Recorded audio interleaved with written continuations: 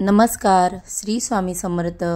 मी शर्मिला. माझ्या या यूट्यूब चॅनेलमध्ये माझ्या सगळ्या गोडताईंचं, मैत्रिणींचं आणि माझ्या यूट्यूब फॅमिलीचं खूप खूप खूप स्वागत करते. आजचा दिवस तुम्हाला खूप छान आनंदाचा, सुखाचा, समाधानाचा आणि भरभराटीचा जावो ही स्वामी महाराजांच्या चरणी प्रार्थना करते आणि आपल्या आजच्या या नवीन व्हिडिओला सुरुवात करते.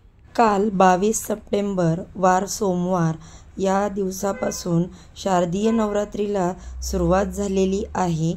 तसेच बघा, शारदीय नवरात्रीचा पहिल्या दिवशी घरोघरी घटस्थापना करून अखंड दिवा लावला जातो. देवी आपल्या घरामध्ये विराजमान होते. तसेच नवरात्रीचा सण स्वच्छता, सात्विकता आणि पवित्रतेचे प्रतीक मानला जातो. या नवरात्रीच्या 9 दिवसांमध्ये दुर्गा देवीच्या 9 रूपांची पूजा केली जाते. पहिल्या दिवशी भक्तगण देवी शैलपुत्रीची विधीपूर्वक पूजा करतात. तसेच या दिवशी देवीला विड्याच्या पानांची माळ देखील घातली जाते. नैवेद्य हा तूप किंवा तुपापासून बनवलेले कोणतेही पदार्थ तुम्ही अर्पण करू शकता. तसेच बघा, या दिवशीचा रंग होता पांढरा, म्हणून आपण पांढऱ्या रंगाचे वस्त्र परिधान करून देवीची विधिवत पूजा करायची आहे. जितके महत्त्व दुर्गा देवीच्या 9 रूपांना दिले जाते तितकेच महत्त्व या 9 रंगांना सुद्धा दिलेले आहे. तसेच बघा, आपल्याकडे जर या रंगाची वस्त्र असेल तर ते आपण आवर्जून परिधान करावे. आपण आध्यात्मिक दृष्टीने या रंगातून आपल्याला एक सकारात्मक ऊर्जा जी आहे तर ती मिळत असते. हे यामागचं कारण आहे. या दिवशी जो भक्त देवी शैलपुत्रीची भक्तिभावाने पूजा करतो, उपवास करतो, त्याच्या जीवनात सर्व संकटे दूर होतात आणि देवीच्या कृपेने अपेक्षित फळं प्राप्त होते. संकटाच्या काळात देवी शैलपुत्री भक्तांचे रक्षण करत असते. त्याचबरोबर नवरात्रीचा पहिला दिवस आहे, त्यापासून नवरात्रीचे 9 दिवस अनेक जण उपवास करत असतात. तसेच बरेच जण उठता बसता देखील उपवास करतात, म्हणजेच पहिल्या आणि शेवटच्या दिवशी उपवास करत असतात. तर बघा, ज्यांचे पहिल्या आणि शेवटच्या दिवशी उपवास असणार आहे तर अशांनी संपूर्ण दिवसभर रात्रभर व्रत करून दुसऱ्या दिवशी हे व्रत सोडायचे आहे. नवरात्रीच्या पहिल्या दिवशी तरच या व्रताचे फळ जे आहे तर ते मिळणार आहे. असं नाही की तुम्ही आज दिवसभर उपवास केला आणि संध्याकाळी सोडून दिला, असं अजिबात करू नका. संपूर्ण रात्रभर दिवसभर व्रत करून दुसऱ्या दिवशी हे व्रत तुम्हाला सोडायचे आहे. तरच या व्रताचे शुभफळ जे आहे तर ते आपल्याला प्राप्त होते. धार्मिक दृष्टीने नवरात्राचा पहिला दिवस हा अत्यंत महत्त्वाचा असल्यामुळे या दिवशी काही उपायसुद्धा केले जातात. तर बघा, आज या व्हिडिओमध्ये मी तुम्हाला एक अतिशय प्रभावी असा उपाय सांगणार आहे. पण त्याआधी माझी तुम्हाला एक छोटीशी विनंती आहे. तुम्ही जर माझ्या चॅनेलवरती पहिल्यांदा नवीन आला असाल तर चॅनेलला सबस्क्राईब करा, व्हिडिओला लाईक करा आणि कमेंटमध्ये माता दुर्गाचे आशीर्वाद प्राप्त करून घेण्यासाठी जय माता दुर्गा देवी असं लिहायला विसरू नका. नवरात्रीचा हा सण दुर्गा देवीला समर्पित केला जातो. 9 दिवस दुर्गा देवीच्या 9 रूपांची पूजा केली जाते. अश्विन महिन्याच्या शुक्ल पक्षातील प्रतिपदा तिथीपासून सुरू होणाऱ्या नवरात्र काळात शरद ऋतू असल्याने या नवरात्रीला शारदीय नवरात्र असं देखील म्हटलं जातं. हे 9 रूपे ऊर्जा आणि शक्तीची देवता मानले जातात आणि म्हणूनच नवरात्रीमध्ये येणाऱ्या प्रत्येक दिवसाला विशेष असं महत्त्व दिलं जातं. अश्विन महिन्यात शारदीय नवरात्रीमध्ये दुर्गा मातेला महिषासुराशी 9 दिवस युद्ध केले. 10व्या दिवशी माता दुर्गेने महिषासुरावरती विजय मिळवला. तेव्हापासून माता दुर्गा आणि तिच्या 9 रूपांची पूजा केली जाते. हे 9 दिवस अतिशय शुभ असल्यामुळे या 9 दिवसांमध्ये काही प्रभावी सेवासुद्धा केल्या जातात. आज या व्हिडिओमध्ये आपण एक अतिशय प्रभावी असा उपाय पाहणार आहोत. त्यामुळे तुम्ही हा व्हिडिओ संपूर्ण पहा, स्किप न करता शेवटपर्यंत व्हिडिओ नक्की पहा. नवरात्र संपण्या अगोदर फक्त आणि फक्त एकदा ही एक वस्तू गाईला खाऊ घालायची आहे. तर बघा, ही वस्तू खाऊ घातल्याने घरातील प्रखर पितृदोष, गृहदोष, अडचणी, नजरबाधा नष्ट होऊन 7 पिढ्यांचे दारिद्र्य नष्ट होते. घराची, मुलांची, पतीची अगदी भरभरून अशी प्रगती होते. घरात अखंड लक्ष्मी नांदते. नवरात्रीचा सण स्वच्छता, सात्विकता आणि पवित्रतेचे प्रतीक मानला जातो. अगदी त्याचप्रमाणे आपल्या हिंदू धर्मात हे गाय पवित्रतेचे, संपन्नतेचे आणि मांगल्याचे प्रतीक आहे. आपल्या हिंदू धर्मामध्ये वैदिक काळात पासूनच गाईला महत्त्वाचे स्थान जे आहे तर ते दिले गेलेले आहे. गाईचा जन्म हा समुद्र मंथनातून झाला आहे. गाय ही विश्वाची माता मानली जाते. गायीच्या शरीरामध्ये 33 कोटी देवदेवता निवास करतात. गाय ही 11 रुद्रांची आई आहे, 8 वसूंची कन्या आणि 12 आदित्यांची बहीण आहे. म्हणून गाईला साक्षात माता लक्ष्मीचं रूप मानलं जातं. गाय ही स्वर्गात सुद्धा पूजनीय मानली जाते आणि जो व्यक्ती गायीची सेवा करतो त्या व्यक्तीच्या सर्व इच्छा मनोकामना या पूर्ण होतात. गायीचे स्थान जे आहे तर ते देवतांपेक्षा सुद्धा वरचे आहे. म्हणून आपल्याला नवरात्रीमध्ये हा एक उपाय जो आहे तो करायचा आहे.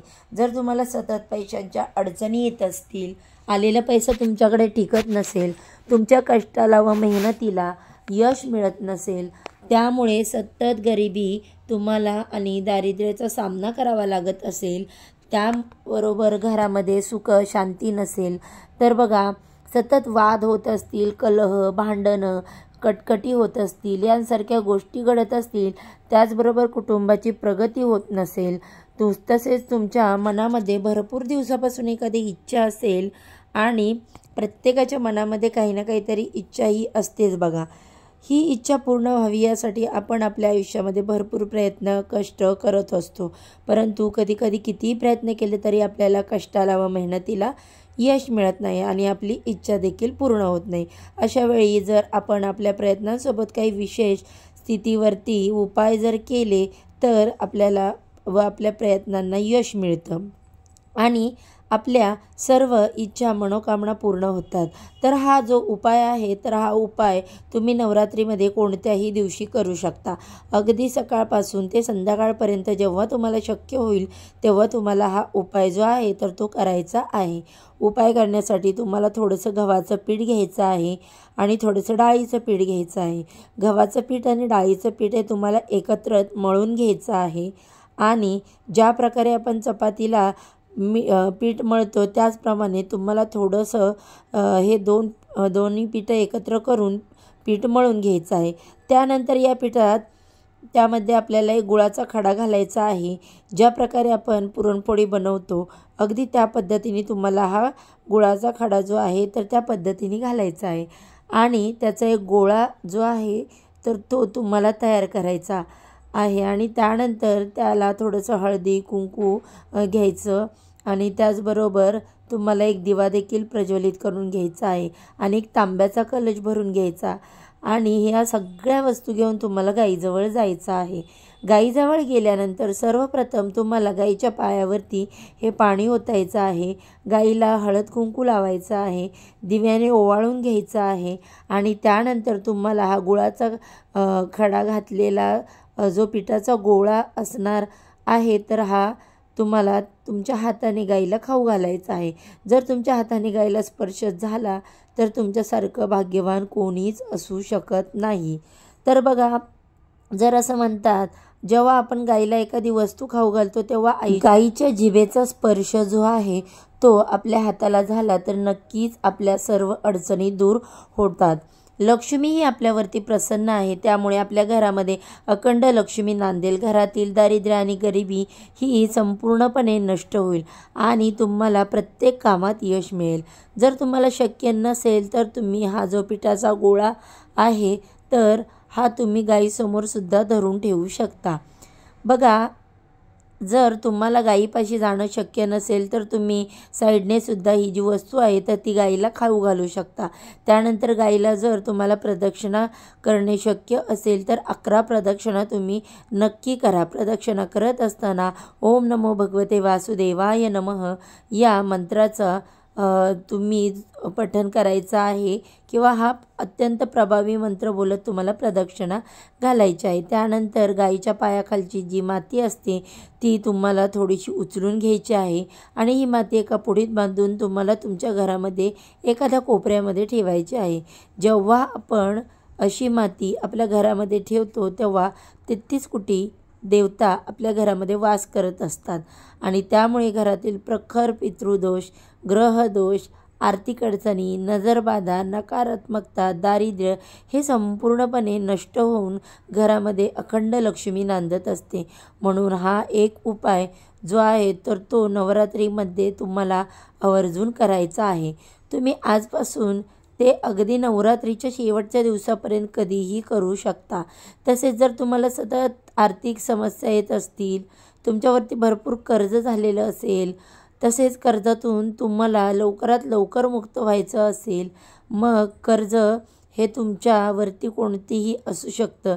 ज्या कर्जातून लवकर मुक्त होण्यासाठी तुम्हाला काय करायचं आहे तर नवरात्रीच्या 9 दिवसांमध्ये कधीही तुम्हाला एक विड्याचं पान घ्यायचं आहे आणि विड्याच्या पानावरती एक गुलाबाच्या फुलांच्या पाकळ्या ठेवायच्या आहेत आणि हे पान तुम्हाला घरामध्ये दुर्गा देवीच्या समोर ठेवायचं आहे।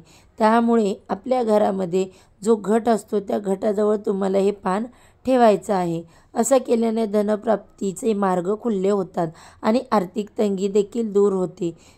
तर बघा, आर्थिक तंगीचा सामना आपल्याला करावा लागत नाही, तर अशा पद्धतीने हा एक उपायसुद्धा नवरात्रीमध्ये करू शकता। जेव्हा तुम्ही हे पान अर्पण करणार आहात तेव्हा तुमच्या घरातील जी काही आर्थिक समस्या आहेत, कर्ज असेल तर ते तुमच्यापासून मुक्त होईल। तुम्ही त्या कर्जापासून तुम्हाला तसेच मनोभावे प्रार्थना करायची आहे। तर बघा, नवरात्रीमध्ये करावयाच्या प्रभावी उपायांचा हा व्हिडिओ तुम्हाला कसा वाटला? व्हिडिओ आवडला तर व्हिडिओला लाईक करा आणि चॅनलला सबस्क्राईब करा आणि तुमचा सपोर्ट हा नक्कीच राहू द्या, कारण बघा, तुमच्या सपोर्टशिवाय मी काहीही करू शकत नाही। तुमचा जर सपोर्ट असेल तर मला देखील माझ्या कामामध्ये यश प्राप्त होईल। चला तर मग आजच्या दिवसाची सेवा ही स्वामी महाराजांच्या चरणी अर्पण करणे आणि उद्या अशाच छानशा माहितीसोबत पुन्हा नव्याने भेटते। सर्वांना श्री स्वामी समर्थ।